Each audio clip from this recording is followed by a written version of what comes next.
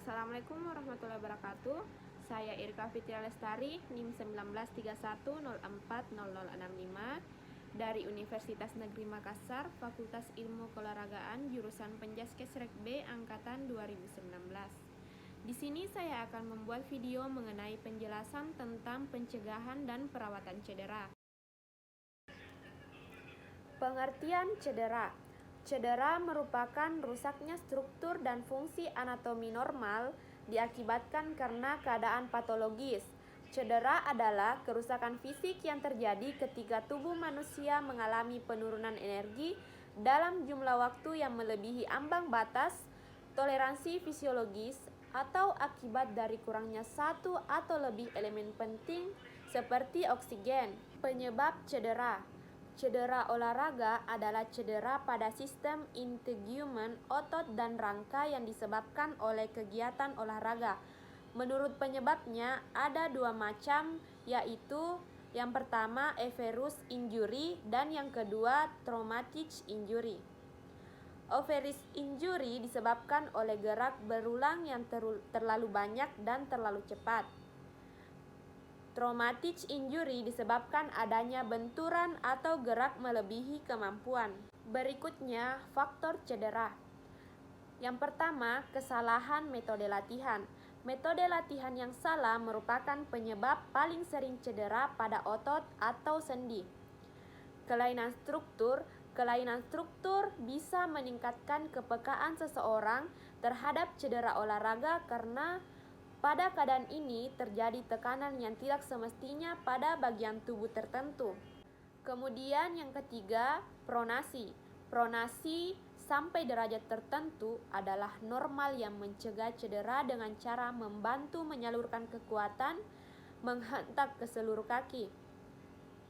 Pronasi yang berlebihan bisa menyebabkan nyeri pada kaki, lutut, dan tungkai.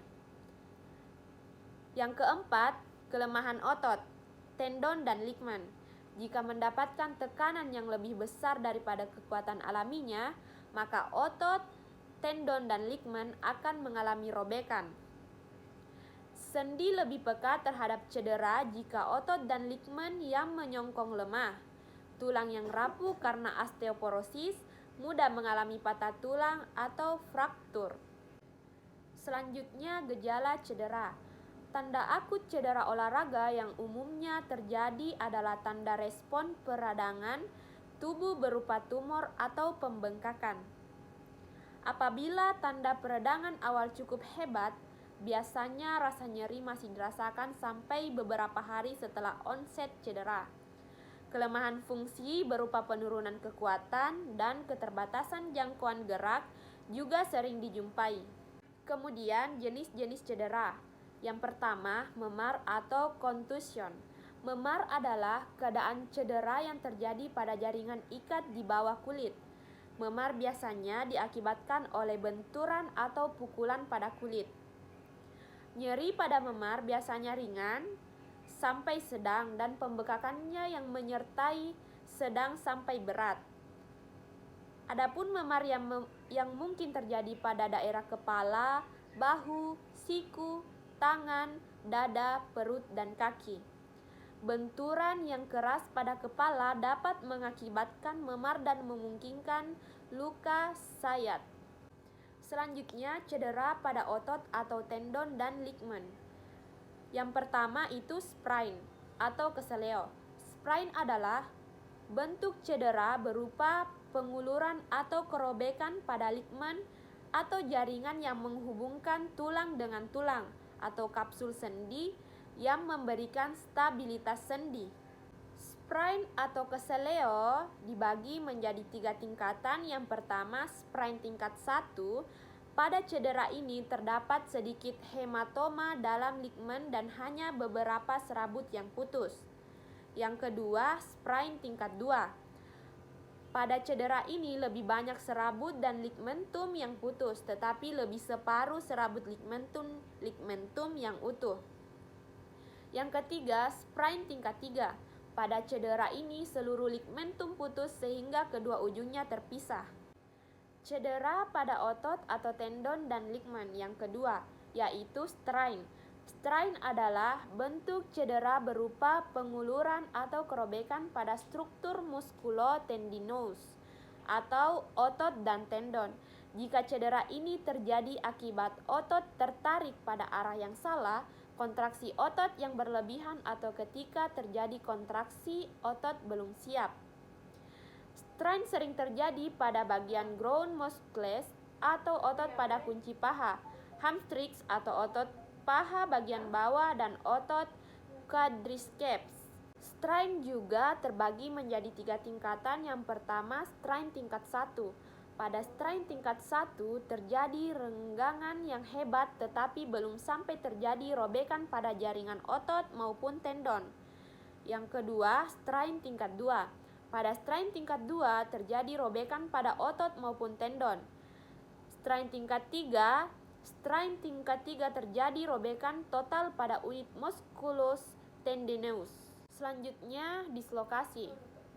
Dislokasi adalah terlepasnya sebuah sendi dari tempatnya yang seharusnya.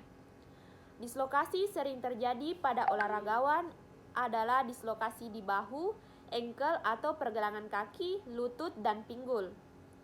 Faktor yang meningkatkan resiko dislokasi adalah ligamen-ligamennya yang kendor akibat pernah mengalami cedera, kekuatan otot yang menurun, ataupun karena faktor eksternal yang berupa tekanan energi dari luar yang melebihi ketahanan alamiah jaringan dalam tubuh. Selanjutnya, patah tulang atau fraktur. Patah tulang adalah suatu keadaan yang mengalami keretakan, pecah, atau patah, baik pada tulang maupun tulang rawan. Patah tulang digolongkan menjadi 2, yaitu yang pertama, patah tulang kompleks di mana tulang terputus sama sekali. Sedangkan patah tulang yang kedua, patah tulang stres di mana tulang retak tetapi tidak terpisah. Selanjutnya, kram otot. Kram otot adalah kontraksi yang terus-menerus yang dialami oleh otot atau sekelompok otot dan mengakibatkan rasa nyeri. Penyebab kram adalah otot yang terlalu lelah, kurangnya pemanasan, serta peregangan. Adanya gangguan sirkulasi darah yang menuju ke otot sehingga menimbulkan kejang. Selanjutnya, pendarahan. Pendarahan terjadi karena pecahnya pembuluh darah sebagai akibat dari trauma pukulan atau terjatuh. Gangguan pendarahan yang berat dapat menimbulkan gangguan sirkulasi sampai menimbulkan syok atau gangguan kesadaran. Selanjutnya, keahlian kesadaran atau pingsan. Pingsan adalah keadaan keahlian kesadaran yang bersifat sementara dan singkat yang disebabkan oleh berkurangnya aliran darah, oksigen, dan glukosa. Hal ini merupakan akibat dari yang pertama, aktivitas fisik yang berat sehingga menyebabkan deposit oksigen sementara. Kemudian yang kedua, pengaliran darah atau tekanan darah yang menurun karena pendarahan hebat. Dan yang ketiga, karena jatuh atau benturan. Selanjutnya, luka. Luka dapat diartikan sebagai suatu ketidaksinambungan dari kulit dan jaringan di bawahnya yang mengakibatkan pendarahan yang kemudian dapat mengalami infeksi. Seluruh tubuh mempunyai kemungkinan besar untuk mengalami luka karena setiap perenang akan melakukan kontak langsung pada saat latihan dan bisa juga luka karena peralatan yang dipakai. Pencegahan cedera. Penanganan cedera memar. Yang pertama, kompres dengan es batu selama 12-24 jam untuk menghentikan pendarahan kapiler. Kemudian yang kedua, istirahat untuk mencegah cedera lebih lanjut dan mempercepat pemulihan jaringan-jaringan lunak yang rusak. Kemudian yang ketiga, hindari benturan di daerah cedera pada saat latihan maupun pertandingan berikutnya. Penanganan strain sprain. Menurut Bahar menyatakan beberapa hal dapat mengatasi strain dan sprain. yaitu sprain atau strain tingkat 1. Pada keadaan ini, bagian yang mengalami cedera cukup diistirahatkan untuk memberikan kesempatan regenerasi. Yang kedua, sprain atau strain tingkat 2. Pada keadaan ini, penanganannya yang dilakukan adalah berdasarkan prinsip rest is compression atau elevation.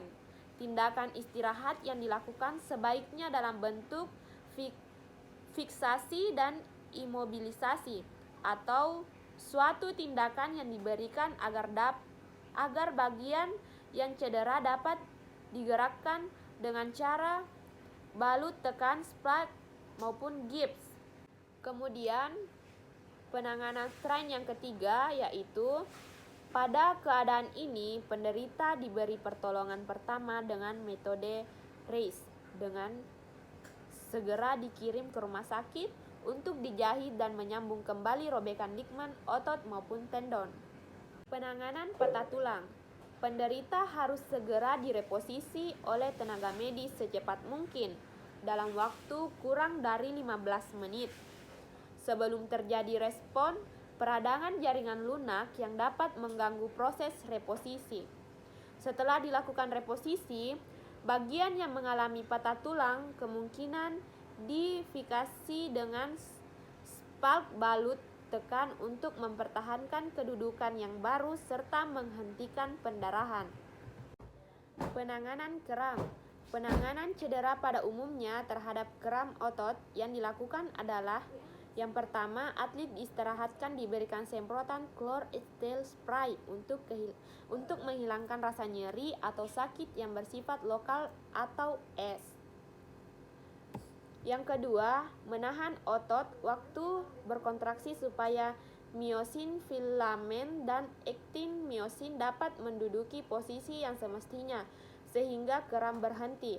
Pada waktu ditahan, dapat disemprot dengan chlorhexidine spray sehingga hilang rasa nyeri.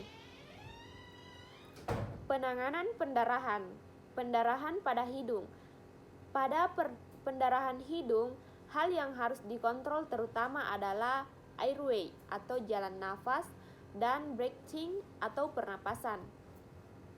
Pendarahan pada mulut seperti halnya pada pendarahan hidung, penanganan pendarahan pada mulut harus memperhatikan aspek airway atau jalan nafas dan breathing atau pernapasan. Penanganan luka. Luka dibersihkan dari kotoran dengan jalan dicuci dengan hidrogen peroksida atau H2O2 3% yang bersifat antiseptik atau membunuh bibit penyakit. Detol atau betadine, PK atau kalium permangat ataupun dengan sabun. Setelah luka dikeringkan lalu diberikan obat-obatan yang mengandung antiseptik dan bersifat mengeringkan luka. Misalnya obat merah, yodium tinctur, larutan betadine pekat. Apabila luka robek lebih dari 1 cm sebaiknya dijahit. Selanjutnya penanganan luka yang kedua. Apabila lepuhnya robek, kulit dipotong kemudian dibersihkan dan dibebat dengan bahan yang tidak melekat. Apabila lepuh, utuh dan tidak mudah robek, langsung dibersihkan dan dibebat dengan bahan yang tidak melekat. Baik, itulah video penjelasan dari saya. Sekian, assalamualaikum warahmatullahi wabarakatuh.